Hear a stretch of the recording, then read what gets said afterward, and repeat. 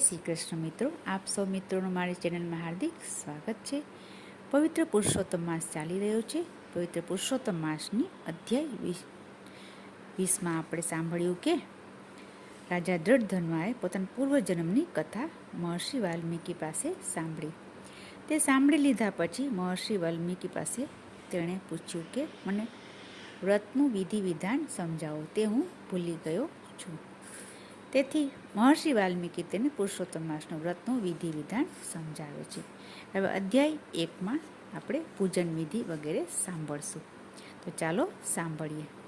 આપે જો હજી સુધી ચેનલને સબસ્ક્રાઈબ ન કરી હોય તો કૃપયા કરી લેશો અને સાથ સહકાર આપશો, જેથી આપને દરરોજ મહાત્મ્ય વાર્તા વગેરે સાંભળવા મળતું રહે।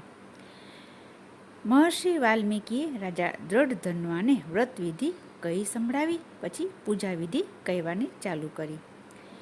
હે રાજા, જે વ્યક્તિ વ્રત કરે છે તેણે ધાતુની મૂર્તિને અગ્નિમાં તપાવ્યા પછી, પવિત્ર કર્યા પછી તેમાં પ્રાણ પ્રતિષ્ઠા કરવી।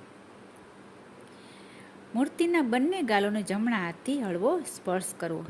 તે પછી બંને હાથ જોડીને કહેવું કે હે પરમેશ્વર, આ મૂર્તિમાં આપના પ્રાણનો પ્રવેશ થાઓ। તે પછી હે પ્રભુ, તમે આસન ગ્રહણ કરો। ગંગા, યમુના, સરસ્વતીના પવિત્ર જળનો તમે સ્વીકાર કરો। ત્યારબાદ પંચામૃતથી પ્રતિમાને સ્નાન કરાવો। સ્નાન કરાવ્યા પછી પીતાંબર, ચંદન, અક્ષત અને તુલસી વગેરે અર્પણ કરવા। ત્યાર પછી અબીલ, ગુલાલ વગેરે સુગંધિત દ્રવ્યો ચડાવો।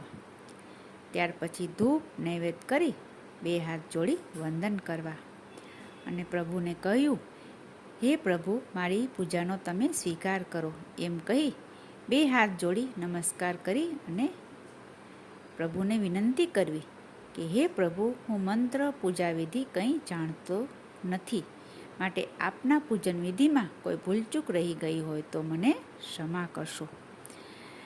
આ પ્રમાણે પૂજન વિધિ કરનાર મૃત્યુ પછી વૈકુંઠ લોકને પામે છે। આવી રીતે મહર્ષિ વાલ્મીકીએ રાજા દ્રઢધન્વાને વ્રતની પૂજન વિધિ કહી સંભળાવી। હવે આગળના અધ્યાયમાં આપણે વ્રતના નિયમો સાંભળશું।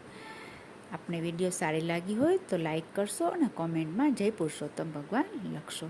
ફરી મળીશું બીજી વિડીયોમાં, ત્યાં સુધી જય પુરુષોત્તમ ભગવાન।